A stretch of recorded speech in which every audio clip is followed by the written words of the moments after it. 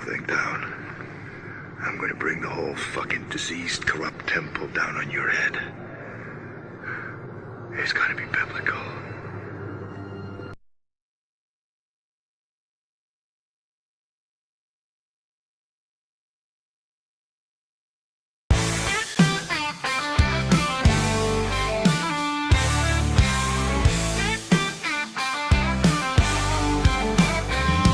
Running for CPS like a lion on the prowl. Take back our kids, bring them home now. Constitution, strong blood won't lie. No more corruption, let freedom fly. Loud and on fire, won't back down. Keeping the faith here in this town. Apple pie dreams under a southern sky. American man with a fierce battle cry. Stand up, fight for justice, we demand. Gunning for CPS off our land. For family truth with a strong hand. Time to rise, take a stand. Corruption falls like shattered glass. Together we stay, no more broken past. Faith and hope, never too far. Return our kids, make them the stars. Fierce in heart and steady in soul. Families united, make the broken whole. Justice for all, America strong. Sing this anthem loud, sing our song. Stand up, fight for justice, we demand. Gunning for CPS off our land. For family truth with a strong hand. Time to rise, take a stand.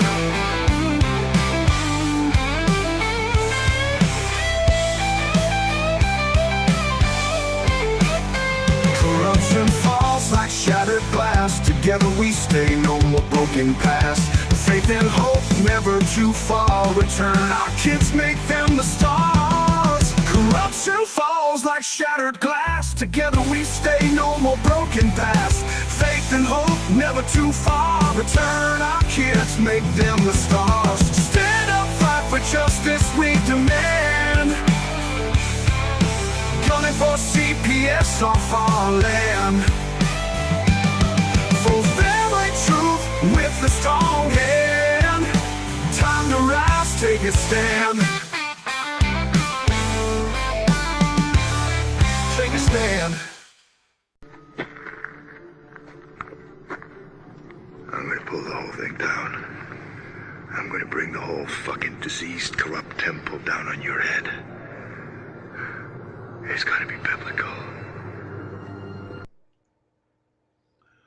Well, who we got to piss off today? Welcome to the pilot episode of Gunning for CPS, your source for information fighting CPS and doing our best to help you broaden your horizons, educate you a little bit so you have the ability to fight and understand and possibly even go pro se, but giving you a better understanding of the laws and what laws are relevant and not relevant as to how it develops within the case, as well as little updates here and there on the upcoming huge national lawsuit against CPS organizations in all 50 states and enough to tear them down. That's right. We have got the evidence.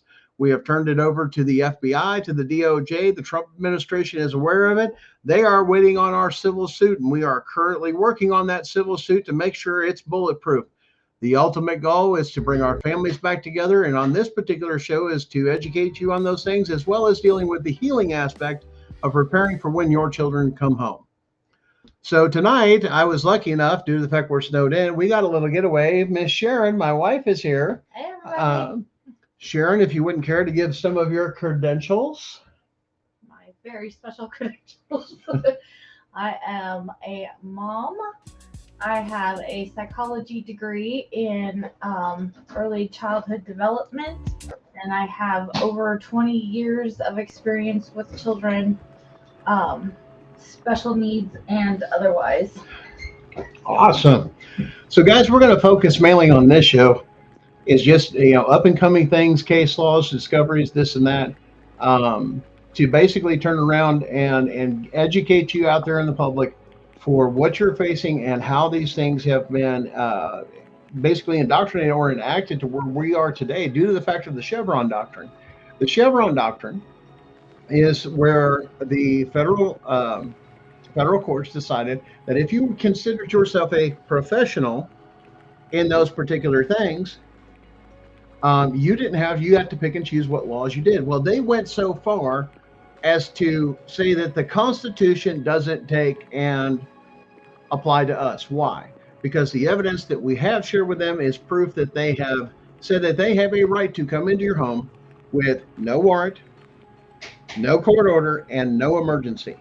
Now, why do you say that's important? Why? Because it's your Fourth Amendment right. Now, there is federal case law that also explains this stuff, and this federal case law supports the Fourth Amendment.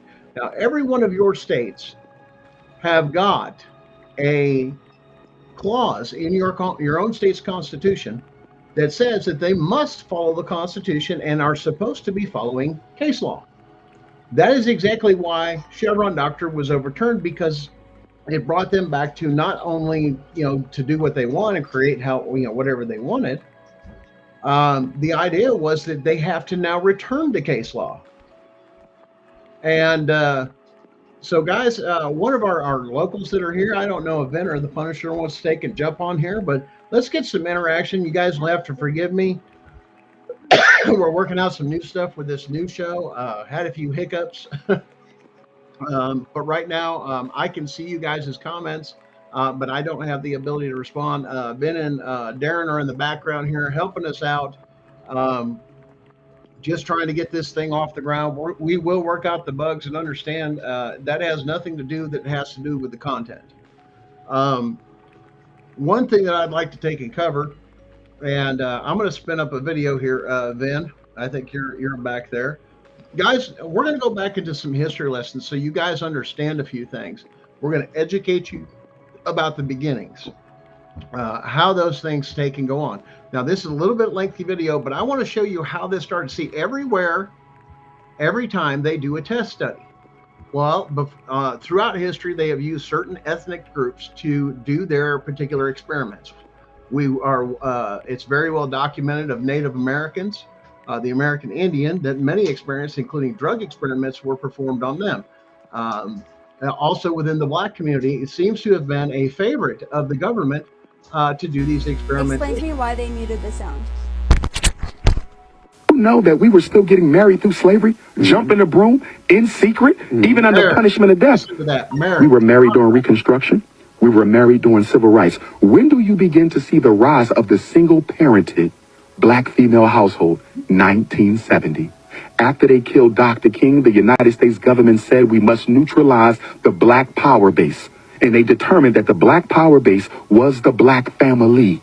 It was independent Black skilled men and women who financed King, financed Mr. Garvey, financed Mr. Muhammad, financed SNCC and CORE, the Freedom Riders and the Sit-In movement. So they said, if we want to crush the Black struggle, we got to crush the Black family. So guess what they did in 1970? King dies in 68. In 1970, they came into the Black communities and de-industrialized our city centers. In 1970, they started shutting down the factories. Remember, up until the 50s and 60s, you didn't need a college degree to get a decent job. Many of us got grandparents who worked in factories their whole life and lived better lives than we're living now with 2 and 3 degrees. They could work in their same neighborhood, and everybody worked for the factory. Good retirement, pension, benefits, medical. They started shutting down the factories in 1970, and then they went into the high schools and did what? Started deindustrializing the inner city high schools. Up until 1970, you could graduate from almost any school in New York certified as a plumber, certified as an electrician, certified as a carpenter, auto body, brick mason, a welder. They took all those programs out. These are the skills that pays the bills, gentlemen. As long as you have a skill, you can always feed your family. But if all you got is college degrees, you might end up in the unemployment line. Why? Because the skills that we learn in college are not necessarily marketable to other Black people. I'm a psychologist. Ain't too many Black people running around looking for a psychologist to reveal all the skeletons in their closet. Yeah, you gotta talk to a white Exactly. So they started sending us to college instead of teaching us how to work with our hands. That was the 70s. That was the economic castration of the Black male. Now let's go to 1980. The CIA comes in, cocaine import agency. They drop off crack. So now the unemployed Black man, who has always been a breadwinner, Envy, even in slavery, we were always the breadwinner. up until 1970. Now the crack comes. You got a decision. I can sell this crack and try to put some food on the table, or I can smoke it to deal with the fact that I'm no longer economically relevant to the black woman. And let's be clear, the decade of the 70s was the decade of making the black man economically irrelevant to the black woman. We're the only man in America who is out-earned and out-educated by our mates. No other woman in America out-earns and out-educates their mates. And this is not the black woman's problem. I want to be clear. This was systematically done to make us irrelevant to our families. Then the 1990s come, Bill Clinton crime bill. Three strikes.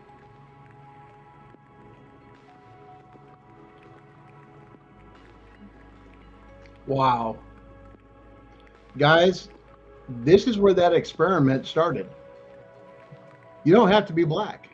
You can take the black out of it, and now applies to the white communities. Since all communities. How do we take and control them? Through economics. We turn them against each other. The same thing has happened, which is why you have seen this huge rise on top of other movements that have backed this particular thing, that now, just think how quick they had CPS stepping in on those low-income communities. That's their primary moneymaker. Now we apply it to the rest of the world. But you want to hear how, you listen real good there. And this is going to flip you out. Ben, why don't you jump on here just a little bit? Get your point, because like I said, guys, you got to understand something. What do? They take your work for you. You know what happened? What happened to you, Vinny? What did they take from you right away? Everything. My work, my freedom. Took away his ability to earn. Do you see a pattern here? That means you can't support your family. You can't pay your bills and everything else. Why do you think that they're so written into law that we don't control the economics? And you can see it's been done in the black communities in the inner cities. They took the work away. Not because of anything else, but because it benefited the people. But now you take the work away, you can't provide for your family and anything. What do you think they're trying to do? They're wrapping you up, draining you in the court systems, everything else for the CPS. They want your children. Now it doesn't just apply to certain ethnic groups. We've all been taken. This is a proven fact. Guys, you can't argue with this. This experiment, leftover, and whether you like it or not, this is a social experiment that came off of and spins off of, and you can trace it all the way back to certain things that do exist, such as Project Paperclip. You saw that it happened in the Chevron doctrine during that time. That's over 40 years. 40 years. Let's do a little math. When would that put that, Ben? If this is 2020, when would that put that? Back in the 90s. 80s. Which means that was left over from the 70s. That means the same people that were in power in the 70s that took out Martin Luther King were still in Congress and the Senate passing laws to control you and I, and realized it could apply to us. Now we'll take your kids. What happens when they decided to come to your neighborhood and bankrupt it like they did the inner cities? And you're in the Appalachian Mountains or anywhere else, guess what happens? They now have the power to come get your children. Your children are a commodity. Doesn't that sound just a little unconstitutional? Like they did to North Carolina? Oh, you mean we have a modern day example? Guys, this is the point that we need to realize, that the government is we the people, not them. They're elected and appointed officials and need to be held accountable and removed. Bottom line. But this is not something that we can trace this back, and they're going to see that case. They're going to see that clip in the courtroom. And they're going to say it's from the, and there's the thing. Put a black juror up there. Tell me that they won't identify her. You talk about, slavery. To take your damn kids so they could trade them and make money. Matter of fact, we've got another beautiful, it's called Let's Chase the Money Trail. We've even got a video for that. Ben, why don't you spin that video up and let's educate the people a little bit. All right. The states are taking children, giving them to somebody else for money that they get from the federal government. That means that all 50 states are involved in government subsidized child trafficking. It's a ring. It is the largest and most pervasive child trafficking ring in the history of the world by sheer money and numbers. Children are seized unnecessarily from their families due to the federal aid entitled the Adoption and Safe Families Act. It was Look up put that into law in woman. 1997 by Bill and Hillary Clinton, and I said it that way on purpose. And it is a law that literally steals money from the Social Security Fund and gives this money to the states in order to incentivize them to kidnap babies. To receive the adoption incentives or bonuses, local CPS must have more children. They must have more merchandise to sell. Every child, once you've added it all up, is worth approximately $1 million to the state. But we've been told that this is a $60 to $80 billion a year industry, meaning the federal government is taking $80 billion a year and giving that money to all of the 50 states to kidnap children. Parents are victimized by the system that makes a profit for holding children longer and bonuses for not returning children to their parents.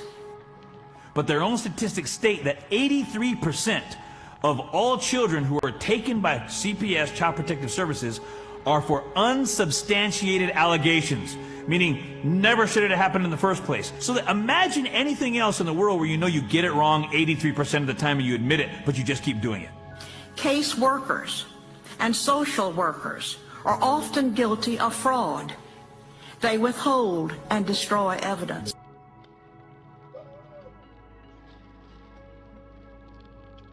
Ouch.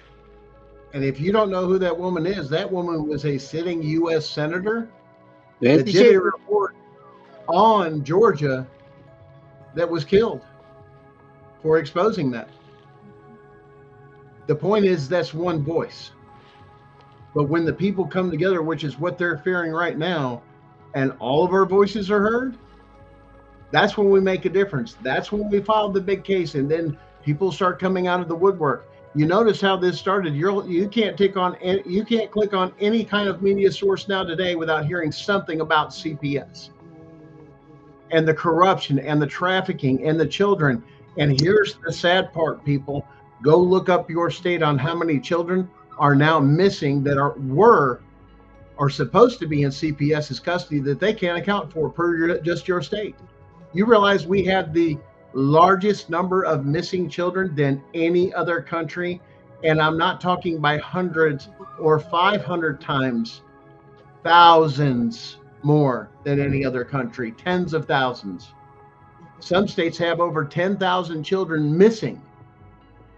But where's the people? They don't care. Where's their accountability? It's come back and forth that they wonder who has accountability for them. The states don't want it. The federal don't want it. Why? Because it's dealing with children. Well, here's the reason. Because it's a constitutional issue. They're not supposed to get involved unless there's an actual criminal action, not something they create. They don't even have the power to arrest. But here's the biggest thing.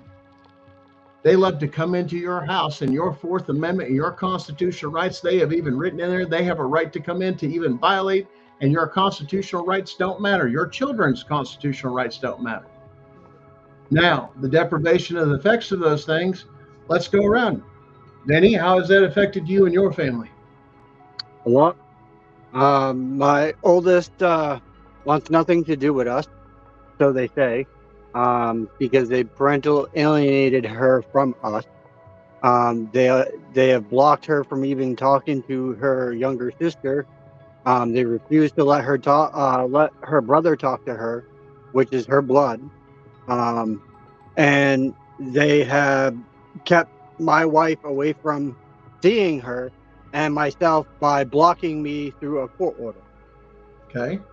Now, I'm going to defer to Sharon, the one with not only the experience, but the degree to back it up. What kind of damage does that do to children, especially small and dividing children, to tear them away from their parents? That's going to cause extreme trauma and distress. Come in a little bit further. Let us know if you can hear us. There we go. That's going to cause extreme trauma and distress in the child. They will probably feel abandoned, have abandonment issues, especially if they think their parents don't have want anything to do with them. Which goes to anger. it can cause outbursts in anger. It can cause them to act out, depending on the story that is being spun for the child on the other side. Mhm. They may believe all sorts of horrible things about themselves and their family. And it's very distressing for the parents as well. I mean, it's very traumatizing to be separated from your child and not know what they're being told and not know how they're doing. And it can cause extreme trauma. It can come out in addiction later. It can come out in violence. I can still see you. It can come out in all sorts of different forms, unless somebody is there to kind of help them work through some of that and walk through some of the healing aspects from going through some of that trauma. Darren, let's put up that link, please, in the background there. Darren found a good link on some of this. If you guys want to read up some more on this particular part of healing, this is a good thing for you guys to see, because eventually these kids will come home. There's a link there for your study later, independent study, to look at some of those things and better equip you, once again, giving you more information on how to deal with the uniqueness of your situation. And everybody's situation is different. Every child is going to be different. So, and it's important as parents, while you're walking through it and waiting for your child to come home, to remember that you are also important and your child needs you to take care of you as well. So it's really important to kind of address some of the traumas and the stresses that you go through during that separation. Now, guys, our government has been, now, one of the things that it's done, and this is why it's so important, the Constitution protects your home as a safe place, a sanctity. It's where the family is. And when the government can penetrate your family, let alone your residence, illegally, as CPS does, every single time, they don't belong in your house. Because now you have permanently damaged that family and that place even feeling safe for anybody in there. But also, like I said, if you really understood where your rights were, this is why the Second Amendment was created. And no, I'm not inciting violence. I'm telling you what the law says or what the Constitution says. And unless you can prove me different from SCOTUS or anything else, it's absolute. It says that when we don't have any other recourse, we can defend ourselves from those particular things. But they scared us. They conditioned us all the way from the 80s all the way up with all these gun laws and gun restrictions of all these scares, because other people's opinion, you don't deserve a gun or those particular things. No, the Constitution is clear. Whether you want one or you don't, that's up to you. But to tell somebody else what they can and cannot do infringes on your freedoms. Well, unfortunately, CPS works in a very devious way. A lot of us didn't see them coming from a mile off, and the general populace is conditioned to believe that CPS is there for the children and to protect the children, and they will tell it to you. They will repeat it a million times over that they are there to protect the children. And I believe we call that a false flag and a red flag. Yeah, we call that a problem. So, but because we have all been taught and we have been culturally conditioned to believe that, we assume going into it that they have our children's best interest at heart, just like we do. And that is just not the truth. I mean, nobody who doesn't have children won't know the first thing about being a parent. So a lot of these caseworkers come in not knowing the first thing about what it is to be a parent, what it is to raise a child, especially to be a family. Neurodivergent children. Wait a minute, but don't most of them in caseworkers, most of their studies, when a survey was done, that over 70% either was from a broken home of some sort or another? Actually, I think the number it actually was up to, oh wait, I was wrong. That was 86% of your caseworkers come from broken homes. So how are you going to know what family even fucking means when you don't experience it yourself? No. Has the government defined that? Government can't define what a family is. And here's the reason why, even under the law. Do you know why? Because it's called God's law. And God's law is above contract law. It's above all other laws in the land when you look at the perspective. Why? Because when you got married, that oath to your God, that's a First Amendment violation. what you put together, nobody should tear apart. You just fuck with my religion and my actually, the very basis of my religion. Well, actually, you brought up a very important point because a lot of people don't understand. Many caseworkers do come out of broken homes, and their intentions are not necessarily bad. Their intentions are good. They want to make a difference. They want children not to have the same experiences as they did as children.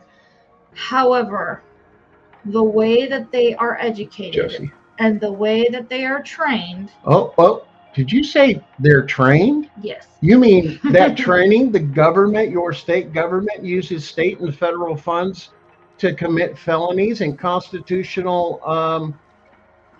that constitutional right thing of freedom of expression and everything else, all those freedoms? Really? Yes. You mean they're trained, they're using our tax dollars to commit felonies and train employees to... Yes, they're educated a very specific way, and they're trained in even more specific way.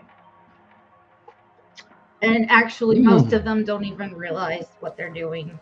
Matter of fact, we did find evidence that they actually have a conference that goes nationally that teaches not only CPS, but the police. Matter of fact, there's a class on called, what was it? Oh, yeah. How to gain entry into a home with a difficult parent or person. According to that case law that, once again, I referred to, that's called coercion. That's illegal and unconstitutional. So they are spending your tax dollars. This is why you should be mad. Your tax dollars to train them to violate your constitutional rights, and they're paying for the training for it. We got a problem, people. So they will come at you thinking and believing that they know more than what you do, but that's just not true. Wait a minute. You're telling me they know more about the law or know how to twist the law because you weren't educated by your public education system? No, they know about how to raise children, apparently. So the government that's never had a child or anything else gets to take and tell you how to raise your children. Life, liberty, pursuit of happiness, First Amendment. I guess all those went out the window. But once again, we're protecting children that have been harmed. Oh, I'm sorry. Is there a criminal case? So wait a minute. If my criminal case falls apart, that means my CPS case should fall apart, right? Opinions, Vinny? Yeah. Darren, I know you're back there. Huh? That's provided there even is a criminal. You know damn well that if you're found not guilty or they dismiss your charges, that's their game that they play, man. They'll ride out your criminal case so they can TPR you first. Wait a minute. Didn't we see in that video that they hold on to cases from that senator longer than they should, or to the child's custody more than they should? They do. Yep. Oh, that was a senator that did a Senate investigation. But what was done, it wasn't her time. There was too much corruptness. Now the corruptness is being exposed. Now imagine blowing the whistle on all this stuff of going, look what we have here, folks. Well, that's why they need to FOIA. Everybody that's out there that's in a TPR situation needs to be doing a FOIA and finding out if they're collecting money from their kids still, because they're not supposed to be getting Title IV funds once TPR is the option. So people need to go out, get a FOIA, find out where their money's going, where if they're in fact getting their kids are still drawing funds for them, and I guarantee you that they find that they are. That's called fraud, people. Now, this is why we try to inform, and this should be a thing for parents at the hospital, instead of, or even home educated or anything else. If you homeschool or anything, get in your groups and everything else out there and say, listen, any interaction with any government official, you need to hold on a minute and hit record. Yep. You're being recorded. You have a legal right to record anything. It doesn't matter whether it's there. Once, if they're visually there, they can be. And if your state's a one-party state, you don't even have to let them know you're recording. Debbie, that would be just to clarify, that would be coercing. Yes. Once again, that case law that I'm referring to was not only a CPS worker, it was a police officer. And that judge reamed both of them out and say, you should have known better. You needed a court order, a warrant, or you need to have an emergency. In other words, you need to dictate In your report, there was an emergency. Even CPS, now national policy for CPS, if there's an emergency, move to a safe distance the best you can for your own protection and call the police if you see an emergency. The police then have the jurisdiction and the authority. I have seen this where somebody's in imminent danger. That gives them the right to enter, but it must be justified once it's entered. If that's not the case, that's an illegal entry. In other words, you had a false report. You still get to sue them for that. And they lose their immunity because it's a Fourth Amendment violation. I was personally threatened with law enforcement several times during our case getting involved.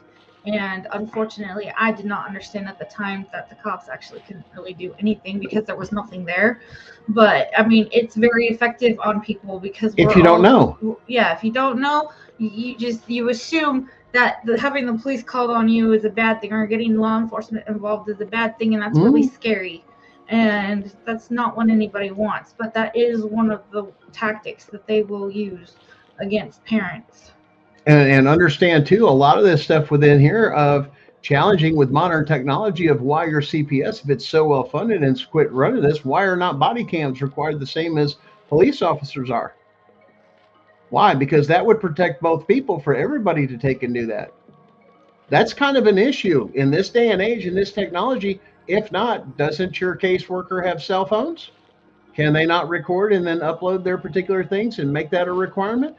Why is those people not taking and doing body cams? Why? Because if they did, they couldn't go after your case because they'd be held accountable for all the illegal stuff. Now, like I said, there's a lot of stuff out there to where, oh, wait, you're telling me a judge doesn't? Well, let's just go to, I just got a video. Let's watch this video, guys, and let's educate you a little bit. Even in the courtroom, they'll do it.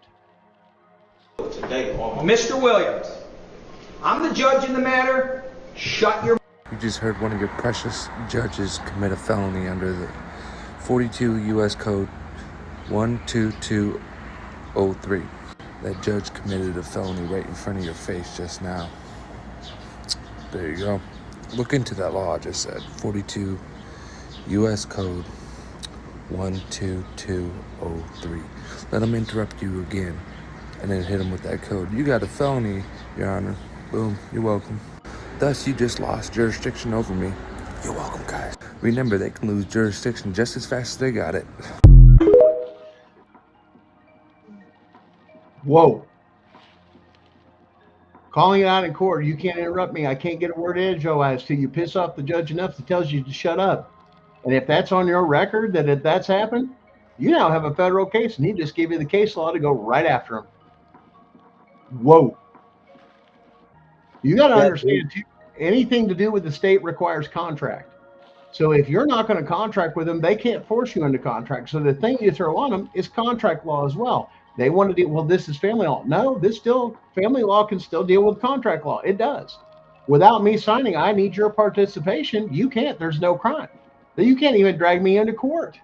You can try and drag me into court, but I refuse to contract. That's coercion to contract. When they drag you into court like that, that's called coercion to contract using the judicial system. That's even worse. But once again, call them out. And as soon as they file that you're in contempt, oh wait, didn't we have a case law not too far back, like SEC versus Jarsky, that turns around that if a judge has the ability to implement anything within their power to impose civil penalties, which every single one of your judges and magistrates do have the power to do, requires a trial by jury. That judge that wrote that case on the summation and everything through there wrote almost a dissertation of an inescapable thing of why due process in the Seventh Amendment was to be followed by the letter when it affected people that they had civil penalties, like losing your children. Didn't have a judge, you didn't have a jury? They have to ask you whether or not you want a jury trial or you want to take and do it by a judge. Oh, wait, that's right. They didn't. They didn't even ask that question. Instead, the judge went on and just took your case and ran with it and bulldozed over it. Guys, that's a felony. That's why every single one of these judges are going to be removed. and magistrates. Hey, I had a constitutional issue in my case. Did you voice it? Yes. That judge now has just committed a felony. Matter of fact, he's committed an act of treason because it is a requirement for anybody that sits in that position of authority to follow the Constitution. Which means if you had a thing, that means jurisdictionally, no state court has the authority to address constitutional issues, whether they were violated or not. That's a federal issue, and it gets you past Rooker versus Feldman. But you got to keep your case when you go to your federal case. You can't go in with a bunch of family. Your Honor, this is family court. Family court still has to take and answer to the Constitution. And when you say there's constitutional violations, that judge then doesn't have the authority anymore once it's brought into the court. The judge themselves or magistrate should have stopped. We have a constitutional rights issue here that's in question that goes to the very nature of the case. Now, why? And here's why. I'm going to explain to you. For example, we'll give you an example. A CPS worker or a police officer enters your home with none of those things, violating your Fourth Amendment rights. You now take and have the jurisdictions completely gone. That is pertinent to your case. Why? Because if that's so, a felony was committed, and that any evidence or anything else after that was used against you, such as your forensic interviews or anything after that drug test, is now inadmissible in court under the fruit from the poisonous tree doctrine. That stands for civil and criminal. Your case is done completely. There is now no case. And if they've pursued a case against you, guess what? Now you have a case against everybody involved, the GALs, the judges, the prosecutors, the CPS prosecutors, anybody else in there. You now have a federal case because the case that you went through has been done fraudulently, because they did not run to it literally says the judge's responsibility in their oath. They are to run to the aid, and the upholding of the Constitution should be their ultimate goal. But once again, these judges have been ruling certain ways under Chevron doctrine that I really don't care. I don't have to follow case law. Chevron says you do. Matter of fact, even in my own personal case, state case law was brought up, Supreme Court case law, and that particular judge decided it doesn't apply. Guess what? You got a serious problem. And Darren, I hope you're listening to that. I'll get you that case law that even my attorney at the time said, Your Honor, it says that if there's no other hard evidence and all you have is this, your case is dismissed and everybody goes back to normal. Did that judge follow that? Nope. That judge didn't even follow the state's Supreme Court ruling and case law. So there's another charge. Many could stack them up as well as Darren, the amount of crap they've gone to. But here's the thing. They want to wear you down. That's why you have to stay strong. You have to fight through this. You have to persevere. You got to educate yourself. And then you have to worry about the healing and preparing yourself for them to come home. I get you do that, but you've got to take care of yourself. Now, guys, that's one of the topics that Sharon and Sam, which will be one of our guests on the show at one time once we get this set up, that we'll talk about healing and how to prepare for the kids to come home. Why? Because one day they will. And especially, you know why? Because once we file that federal suit and it goes national news of what we're doing, why? Because it's going to be the largest, it's not class action, but a suit in the history of the United States government for treason and sedition and child trafficking. And we have the evidence of all of it, because when you talk about trafficking, that means they obtained the children illegally from the very beginning. And that means where it started was by entering your home without a warrant or anything else. That brings your kids home. And it holds them accountable, because then they've all committed felonies. You get where this is going? There ain't no way going after them with petitions or some of these other things. Once again, that sets case law precedents for all of you to file your own individual federal suit. It will establish massive case law for this whole country. But understand, when it does, why? Because we have the evidence to support the fact that they're doing that. And when you put it all together and then you connect the rest of the dots, it's over. And they're doing this nationally. But here's the other thing. That man that goes up, that was up in Illinois, that ended up killing a CPS caseworker for entering his home. Yep, they convict him in a state thing, but I guarantee you he goes right into a federal court and say, "Where's their warrant, court order, or their emergency?" And you better have it documented on file. And everybody had, all the attorneys were supposed to have that under discovery. If that's not in your file, sir, you got a case and you're out of jail. Why? You had a right to defend your home under the Constitution. And no matter how you want to interpret that, I was, they were coming to steal my children. I had no option to flee. There was no option to do this or that. He's laying dead in the floor. I'm sorry, under the Constitution, that's exactly what it says. You're here breaking the law, and I can prove it in court. Why? Where's your warrant? Where's your court order? Where's your documented emergency? None of it. You shouldn't have been in here. And here's the thing. That's the requirement for them to even get in the door. They don't belong in there if they don't have any of them. Debbie, I love Samantha too. She's awesome. I just had to put that out there. She's actually watching right now. Hey. So, and a lot of this, like I said, now I'm going to turn this over. I'm going to take a quick break here for myself. She's here with me today, but eventually she'll have her own little screen. We'll try and get set up here. Hopefully. Computer issues. Go figure. But guys, Sharon, why don't you take and just kind of cover some of the psychological things, maybe some of the healing things you can, and taking care of ourselves. Yeah, that'll work. There we go. Okay. Hey. Okay. So I'm going to give you the first thing when you're dealing with trauma or a stressful situation. And this is where I start with my kids. And it's going to be really weird. So forgive me. But okay. Taking a deep breath. It's like basic bottom line where you start. And a lot of people don't understand this unless you sing in choir. So thank you. My stepson giving me foreheads. He thinks it's funny. Anyway, when you take a deep breath, you breathe in through your nose, and your belly, you want your belly to expand. And it's very counterintuitive, especially like for some of us with body image issue. But you want your belly to expand. And we learn this in choir because it allows more air to come in and it helps you to have more voice control. And the first thing I always tell my kids when they're really stressed out or they're just really overwhelmed, stop what you're doing. I don't care what it is. Stop what you're doing. Take 3 deep breaths. In through your nose, out through your nose, which is also counterintuitive because we're always told in through our nose, out through our mouth. You want to actually go in through your nose and out through your nose. You want to do it at least 3 times, and that will calm your entire system down for a minute and give you a chance to breathe and to think.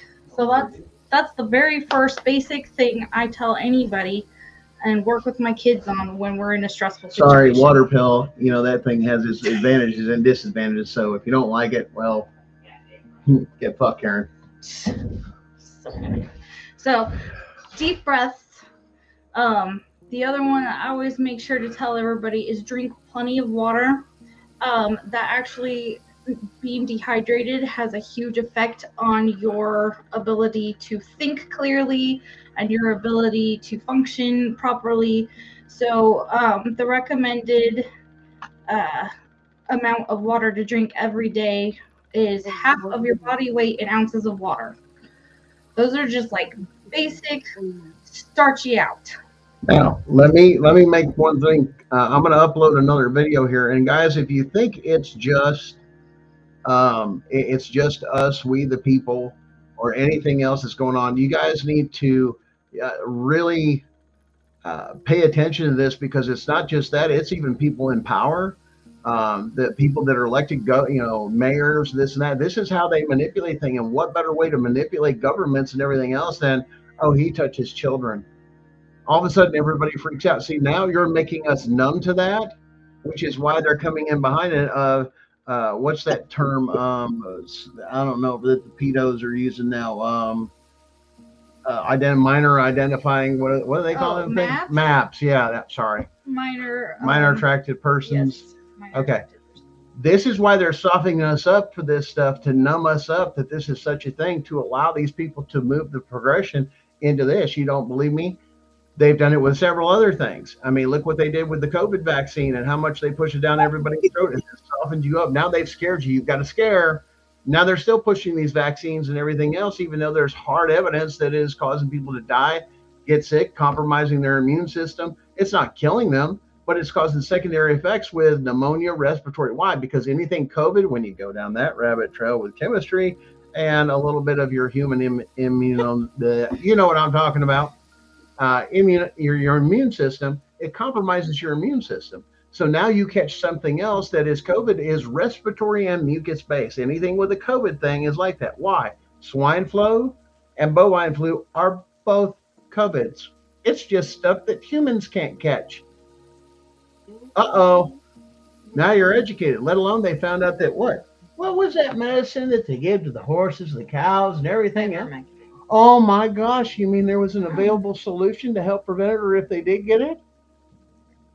But why wouldn't the people that we trust with our government tell us to use something that was a solution?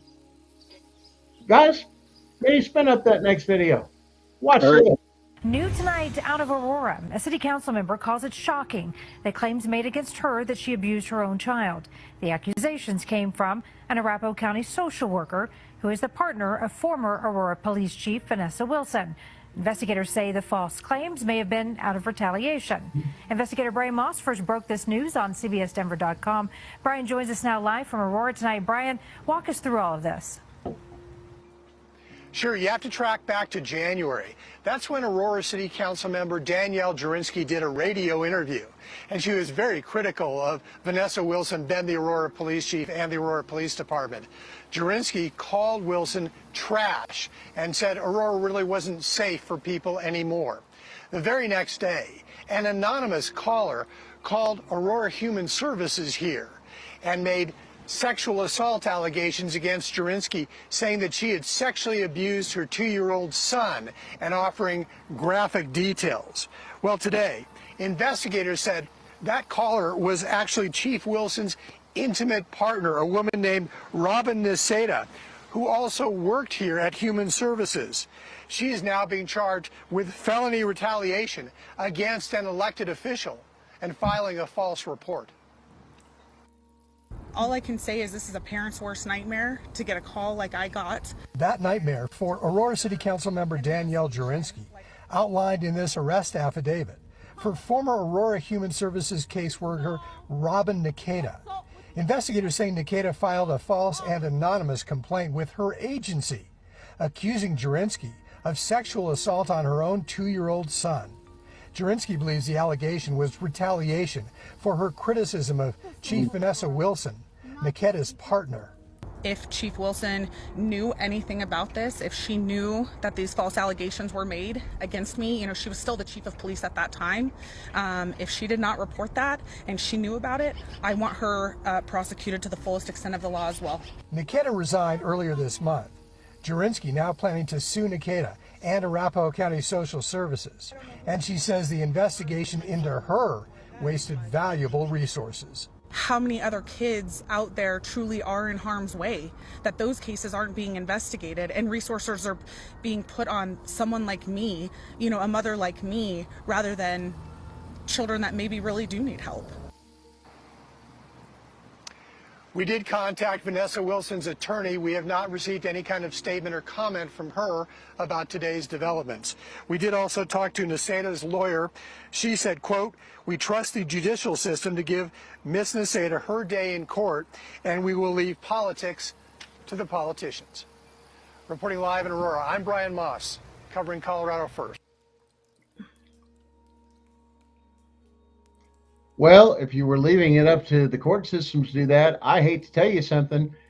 They're all buddy-buddy with it. Did you see that? They're friends with the chief of police. How quick does that work with this and that? Because they're all buddies. Matter of fact, there's some of them, they actually do football pools and, those leagues and this and that and, betting on this, all this other stuff that goes around because they're all buddy-buddy. See, your judges and your magistrates are supposed to be disconnected from those people.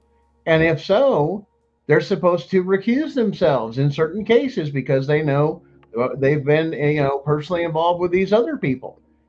Guys, it's not just, you and I. They didn't like the way things were going on the council to affect government. If you're saying the courts and politicians should be the thing, then why is, those people in those positions of authority of being government elected and appointed officials messing with politics? That goes both ways there, people. That's called, that's interfering with government. Actually, that's a charge, a very serious charge, because she's a council member. That's interfering with local government to, trying to intimidate them to change their opinion on something because something didn't go a certain way. Sorry, hate that for you, but this is how they use CPS as a weapon that should have never been weaponized. Now, a disclaimer, just due to the fact I've said the word COVID, please understand that if you want to do your own research on that, please check out the Senate hearings that were actually given to support what was said earlier of the damages and everything else through there, which also took and repealed that to where a lot of states are repealing their immunity of saying they're allowing the people to sue them for the damages that they were caused. Once again, every person's different and independent. Once again, we're not medical professionals. We're not lawyers.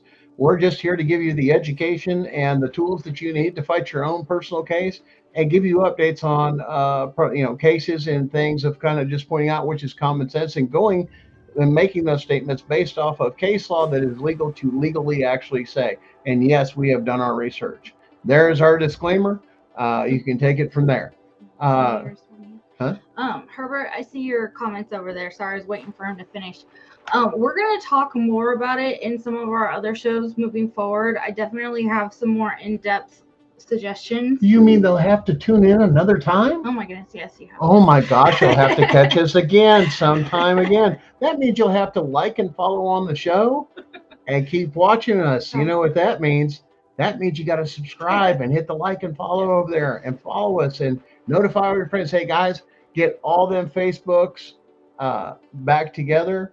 Any of those groups that you guys are with that are out there, it doesn't matter if it's with, some of the others, advocates, this and that, get them to tune into the show. Why? Because there's a lot we're going to cover. Case law, we're going to deal with, in other words, for you to file in your federal court, that would be 42 USC 1983. That's actually giving you the right for Can I finish what I was saying? Civil action for deprivation of rights. There you go. Give them a hard time. Anyway, so I will just give you a couple more basics for people dealing with stress and trauma. One, try to get outside. Take a walk outside if you can every day. Get yourself moving. I find that being outside and in nature and getting that fresh air, it really helps clear your head and your mind and keep you kind of stable. And the other one that I would recommend, just basics. Lord, I don't even remember what I was saying. See, you got me off track now. So start with the breathing. The breathing is great. Drink your water. Take a walk outside if you can every day. Those are kind of really basic things. And we are definitely going to talk about that more in depth as we go. Now, guys, you're wondering why they get access to your kids and everything else. How they're trying to get in there for legal, because your marriage, you've involved the government. Now, we're going to spin up this next little video here, just give you this little clip it, and basically give you a little education from one of our professionals. Go ahead and play that video, guys. Inventory. To restate, in the civil law, the marriage is considered to be a business venture. Moreover, as children come into the marriage household, the business venture is considered to have borne fruit. Now back to the explanation by the Maricopa County Superior Court Marriage Bureau's administrative assistants. He went on to explain that every contract must have consideration. The state offers consideration in the form of the actual license itself, the piece of paper, the certificate of marriage.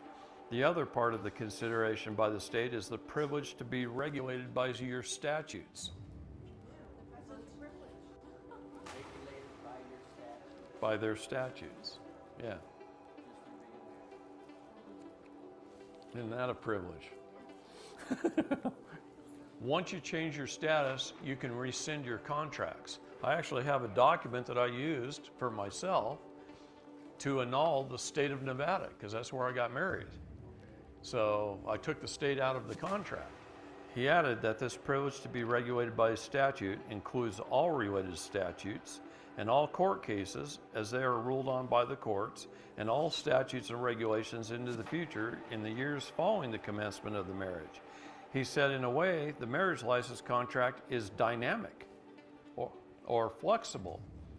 What did we talk about the word dynamic means yesterday in the law? To keep moving, just keep moving. So it's flexible, it keeps moving. Ever-changing contract as time goes along, even though the husband and wife doesn't realize that. My thought on this is that it can really be considered a true contract as one becomes aware of the failure by the state to make full disclosure of the terms and conditions. But remember, in court, presumption and assumptions, so must be repudiated in all aspects or you give over jurisdiction. A contract must be entered into knowingly, intelligently, intentionally, and with full informed consent. Otherwise, technically, there is no contract. But you go try telling the court that when you're a citizen, right? They could care less. The marriage license contract with the state is a contract of adhesion, a contract between two disparate, unequal parties. Again, a flawed contract. Such a contract with the state is said to be a specific performance contract as to the privileges, duties, and responsibilities that are attached. Consideration on the part of the husband and wife is the fee paid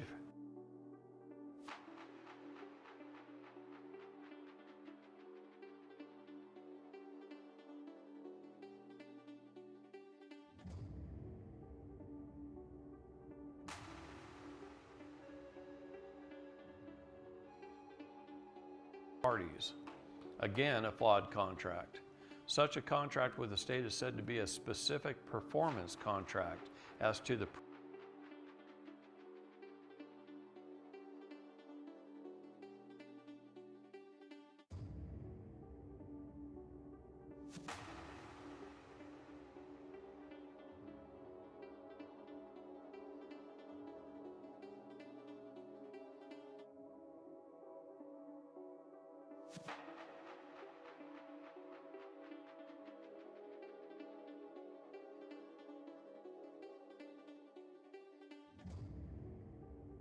Gunner, you got no mic, dude. Sorry. Guys, I want you to okay, we'll go back over it. We're learning. Forgive us. Okay, guys, what he's talking about is that contract that he's going in there is saying that within that contract that you're giving the state permission, even when you got married, because they're the third party, that it's based on performance. That's bled into your families that, well, he's just a lazy bum or she doesn't do enough of that. Oh, wait, I didn't know marriage had a performance clause in it. No, it's supposed to be for better or for worse, for richer or for poor, till death do you part. That was your oath. But see, now they've made it into contract law because you've involved the state. It means but you notice you heard in there, there's a way to remove or take control of that to where you remove the state. Uh-oh. Now they have no authority. That's why your children are looked at as far as the business aspect as being assets. You hear the part that how it fluctuates, how the marriage contracts fluctuates? That means it can grow. Or that's not just material things, your cars, your house, and this and that. That includes your children. That's what's giving them the right to do what they do. Because you've told them, we get married, we want the state involved. You remove those controls and everything else, you walk into it, you don't have jurisdiction. Why? Because I'm not under the state's guise, nor is my marriage, nor is my assets. From the business perspective, they gone. But you got to get control. Now, do you think they're going to advertise that there are ways for you to remove yourself from these things and gain those control? No, but they can't hide it because of Freedom of Information Act. You just got to know where to look and dig. Now you've taken the teeth out of the beast. You take and put your kids in trust and their social security numbers, and you find a trust attorney. They can't have access to those things. Social security numbers, none. It's in the trust. The only people that can give permission is the trustee. They can't get into their Social Security accounts to gain any money. Uh-oh, now we got a problem. And that trust law, those lower courts don't have even the authority to deal with trust law. Matter of fact, you can write your trust up to where it's under federal jurisdiction, even within your trust for review. Other than that, they can't touch it. But are they going to tell you that? They're going to tell you, parents, know why? Because we make money off that Social Security number. Matter of fact, I do remember them in our particular case, Darren, the fun part, they got my Social Security number from her. I never gave permission. That's Social Security fraud, boys and girls. That has to come from me. If you'll look at your card on the back of it, man, look at the back of your card. What's it say on there? Isn't there something about that? Don't share this with anybody? Yep, sure is. Oh, except for what? Matter of fact, it's got the guidelines from Social Security Administration right on the back of your very own card. Go ahead, do your own research, flip the card, read it. When they want all that information, they don't have a right to it because it says right on there, you don't. But they won't tell you that. But they're not going to tell you that. Why? Because they want to lie, manipulate, and steal from you because there's money to be made. Did you hear the numbers that they were talking? Those aren't even updated numbers. Go look. There's a national website to show you what they spend. The national budget that's set aside just for that, what their operating budget is for the Department of Human Services under Child and Family Services Division under the federal government. It will tell you what your state has been sent up to date to the quarter, whatever the reports allow. So guys, that marriage contract is something because that's what gives them a lot of power. And that's the thing that you don't understand. But guys, let's continue to watch this video as we begin to slowly wrap up this show. And Benny, let's just put a little play on that. Privileges, duties, and responsibilities that are attached. Consideration on the part of the husband and wife is the fee paid for the application and the implied agreement to be subject to the state statutes, rules, and regulations in all court cases ruled on related to marriage law, family law, children, and property. So the minute you fill out the application and pay the fee, you just bound yourself to the state statutes, rules, regulations, all court cases relating to marriage law, family law, children, and property. Mm-hmm. So those of you that say, I didn't sign up for this or I didn't volunteer, he's explaining exactly why you did volunteer when you filled out those forms. Yeah. Yeah, they took away your unalienable rights and gave you privileges and bound you to their contract just by going down and paying the fee and filling out the application and getting married. When you could have took the family Bible, you could buy at Deseret Industries for $40, recorded on the first few pages, take a scanned copy of it, write a little affidavit, and go record it on the county recorder's office, and you're just as legally married. But now, not with the state, but with you, your wife, and God.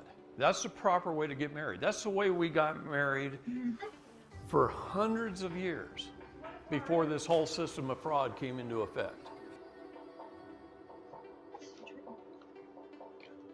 Whoa. That's where you gave them authority.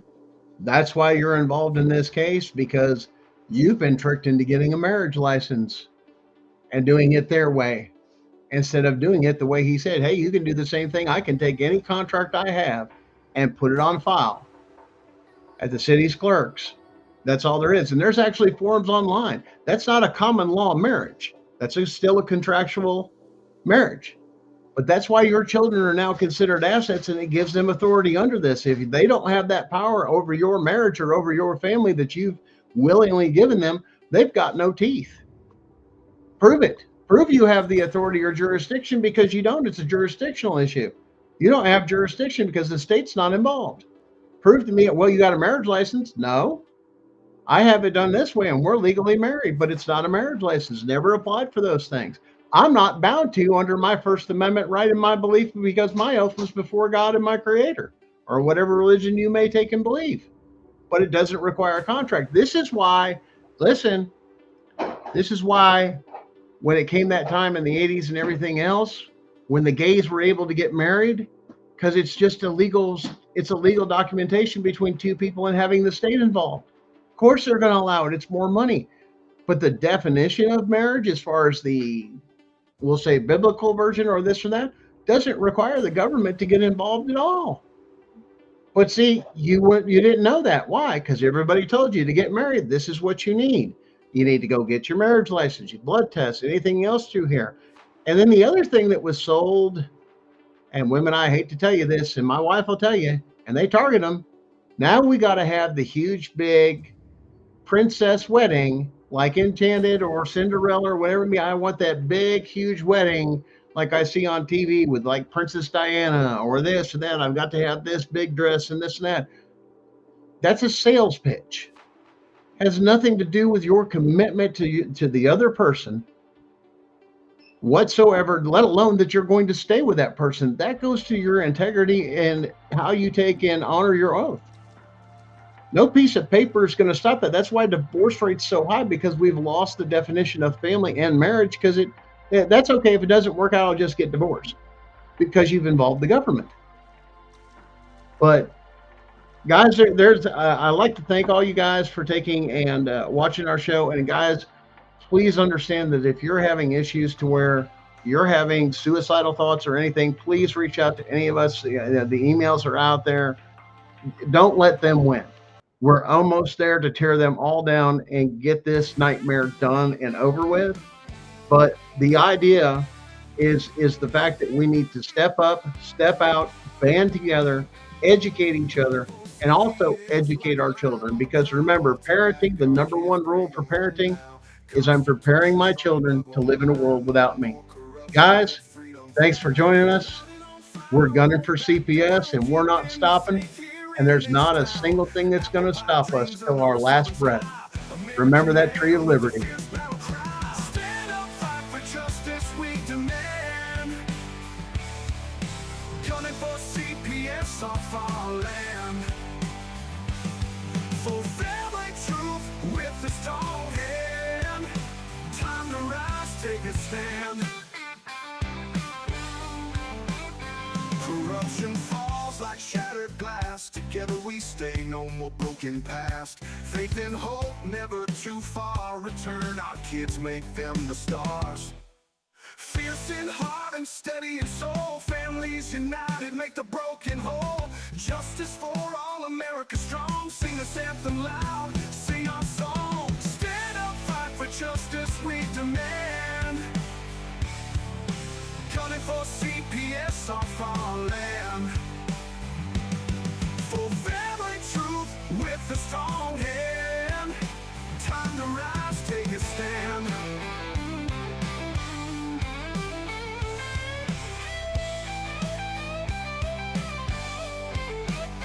Corruption falls like shattered glass. Together we stay, no more broken past. Faith and hope, never too far. Return our kids, make them the stars. Corruption falls like shattered glass. Together we stay, no more broken past. Faith and hope, never too far. Return our kids, make them the stars. Stand up, fight for justice, we demand. Hey, Vinny, just put up there, Herbert, if he wants to hear more of that, Sam's show focuses on a lot of those things, so that would be a recommendation for another show.